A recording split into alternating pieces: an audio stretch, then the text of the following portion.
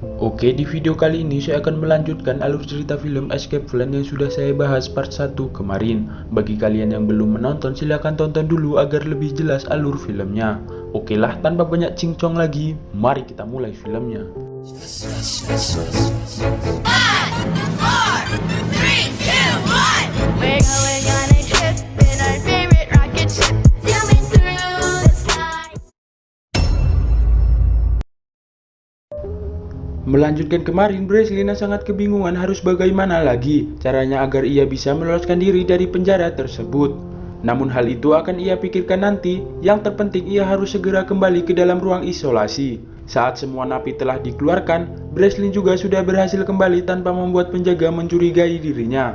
Emil pun segera menghampiri Breslin untuk menanyakan di manakah mereka saat ini. Namun Breslin menjawab dia tidak tahu sambil memperlihatkan wajah yang putus asa.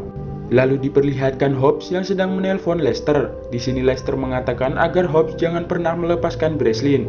Ia juga mengatakan bahwa Breslin adalah Portos. Setelah mengetahui identitas asli Breslin, Hobbs meminta agar penjaga selalu mengawasi dan juga mengganggu Breslin.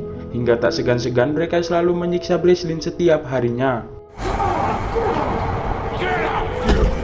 Karena hal itu, Breslin semakin kehilangan semangat dan hampir putus asa. Akan tetapi Emil selalu berada di sisi Breslin untuk memberinya semangat. Namun Breslin tetap tidak bisa berbuat apa-apa karena lokasi mereka yang berada di dalam kapal yang selalu berlayar. Juga sangat sulit mencari jalan keluar. Ditambah lagi hari demi hari Breslin selalu disiksa oleh penjaga yang membuat dirinya semakin menyerah.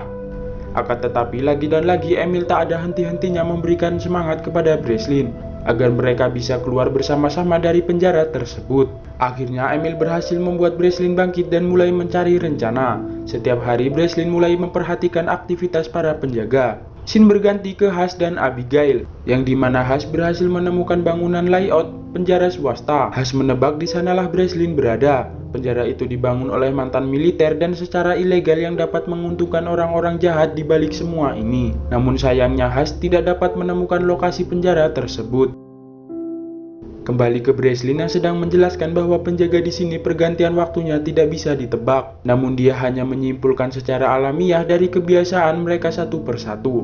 Breslin juga menebak bagaimana rutinitas mereka berkeliling, kapan waktunya bertemu dan kapan waktunya berpisah. Setelah itu Breslin memiliki rencana untuk bertemu dengan dokter lapas, karena Breslin yakin bahwa dokter lapas itu dapat diajak bekerja sama.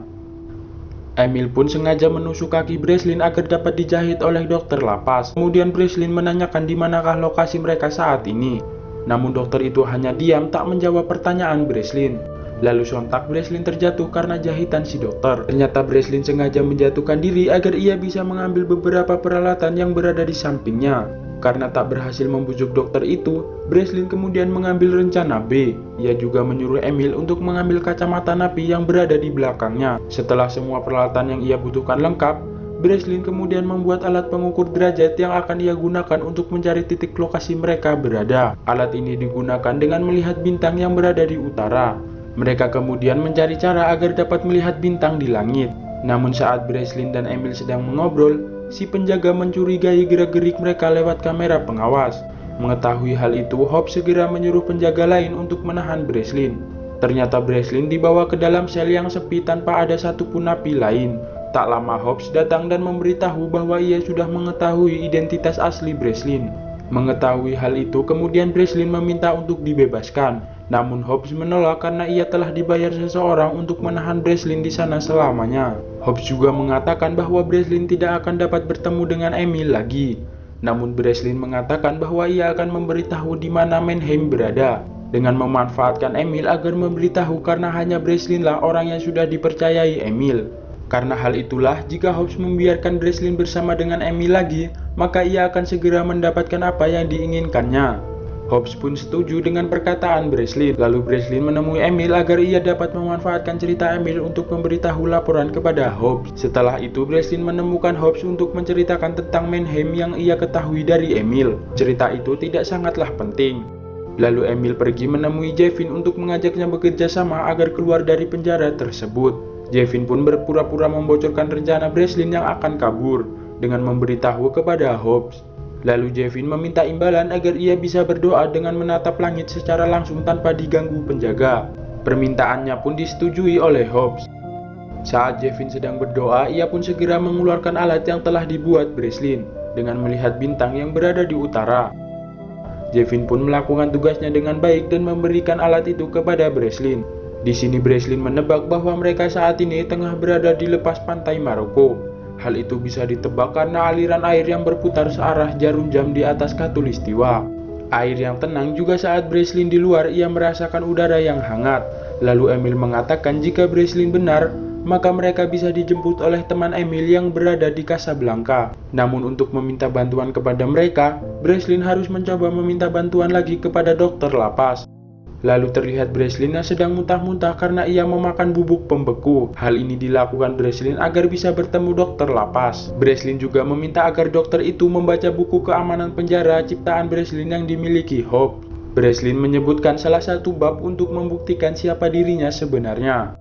Pada malamnya dokter itu penasaran dengan apa yang dikatakan Breslin. Ia pun segera mencari buku keamanan penjara di ruangan Hobbs. Tak lama dokter itu meminta kepada penjaga untuk memanggil Breslin dan membawanya ke ruangannya. Sesampainya Breslin di sana, dokter itu menawarkan bantuan kepada Breslin. Di sini Breslin meminta agar dokter itu mengirimkan pesan kepada temannya Emil. Dokter itu pun mengiyakannya. Breslin memulai rencananya dengan menemui Hobbs untuk memberitahu lokasi Mannheim. Akan tetapi lokasi itu palsu. Selepas itu Breslin menemui Emil dan mengatakan bahwa mereka memiliki waktu 24 jam saja sebelum Hobbs mengetahui bahwa lokasi yang diberikan Breslin palsu.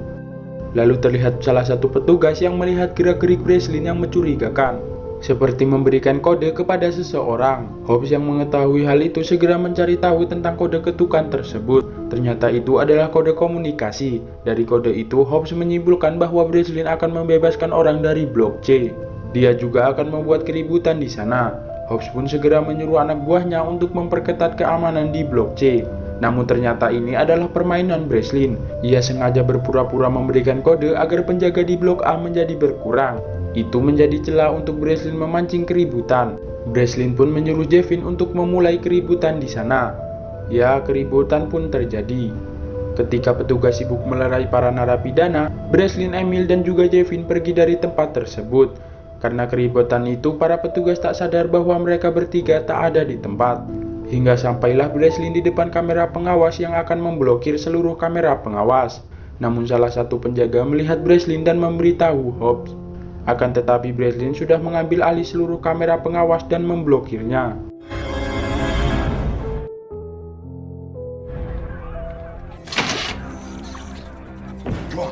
Hobbs pun segera memperketat keamanan dengan mengunci seluruh pintu yang ada di sana. Hobbs juga menyuruh anak buahnya untuk melacak keberadaan mereka lewat alat pelacak, sehingga Hobbs bisa menemukan keberadaan lokasi mereka. Di sisi lain terlihat Breslin, Emil, dan juga Jevin yang sedang kebingungan mencari jalan keluar. Tak lama datanglah petugas yang menemukan mereka dan langsung menembakinya, hingga salah satu peluru terkena Jevin. Mereka pun segera pergi ke salah satu ruangan lalu menguncinya. Di sana mereka melihat keberadaan Jevin yang sangat terluka parah. Di sini Breslin tampak kebingungan bagaimana para penjaga bisa menemukan mereka, sedangkan seluruh kamera pengawas sudah dirusaknya. Lalu Breslin menyadari bahwa di tempat itu terdapat alat pelacak gerakan. Breslin segera merusaknya dan mereka pun tidak dapat terdeteksi lagi. Lalu Breslin akan pergi mencari sumber listrik untuk mematikan dayanya, sedangkan Emil dan Jevin dimintai untuk pergi ke atas duluan. Pintu bisa terbuka saat listrik dimatikan, namun itu hanya 5 detik sebelum tenaga cadangan menyala. Akan tetapi jika Breslin tidak kembali, Emil harus melakukan rencana B. Saat Emil akan mengajak Jevin pergi, Jevin menolaknya dan menyuruh agar memberikan pistol itu kepadanya. Namun Emil menolak jika mereka harus pergi bersama-sama. Tetapi Jevin sudah tidak kuat yang tetap menyuruh Emil pergi. Dengan terpaksa, Emil pun harus pergi meninggalkannya. Di saat itulah tak lama para petugas datang. Dengan sisa tenaganya, Jevin tetap berusaha menyerang para penjaga. Namun takdir berkata lain, Jevin pun harus berakhir sampai di sini. Dan terlihat Breslin yang sudah menemukan pusat tenaga listrik. Namun di sana juga sudah ada penjaga yang langsung menghajar Breslin. Mereka pun berkelahi namun dimenangkan oleh Breslin.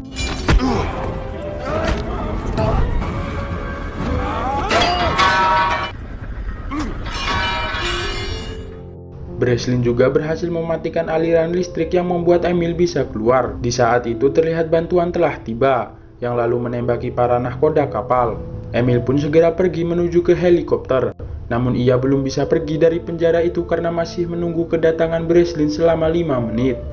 Emil pun segera mengeluarkan skill penembak jitu yang membuat para penjaga tewas. Sedangkan Breslin yang masih terbojok oleh Hobbs. Breslin yang kebingungan segera masuk ke dalam tangki bahan bakar air sambil menunggu air memenuhi tangki agar ia bisa keluar lewat dari jalur bawah tangki tersebut. Setelah tahu bahwa Breslin keluar dari tangki itu, Hobbs segera menuju ke atas kapal dan terlihat Breslin yang berhasil keluar yang berada di laut lepas. Emil yang melihat Breslin segera menurunkan tangga untuk Breslin naik, akan tetapi Hobbs melihat mereka yang segera menembakinya. Breslin pun segera meminta senjata kepada Emil dan langsung membalas tembakan Hobbs. Tembakan Emil tertuju pada tangki-tangki bahan bakar yang berada di samping Hobbs. Dan tak lama, mereka pun segera pergi meninggalkan penjara kapal tersebut hingga mereka sampai di pesisir Maroko. Tidak lama datanglah sebuah mobil yang menghampiri mereka. Lalu turunlah wanita cantik yang ternyata ia adalah Jessica Miller, orang yang pernah datang menemui Ray mengaku sebagai agen CIA. Ternyata ia adalah anak dari Emil. Di sana juga terungkap bahwa Emil adalah Mannheim, orang yang dicari Hobbs selama ini. Sedangkan nama Porthos adalah kode yang dipakai untuk menemukan Breslin. Itulah mengapa sebabnya Emil saat di penjara berusaha berteman dengan Breslin. Sedangkan Lester tidak tahu siapakah Jessica sebenarnya. Padahal Jessica bertujuan agar Breslin dapat ikut membebaskan ayahnya. Namun mengenai jebakan yang dihadapi Breslin itu adalah rencana licik dari Lester. Sedangkan Lester yang akan melarikan diri berhasil dibalaskan perbuatannya oleh Hush.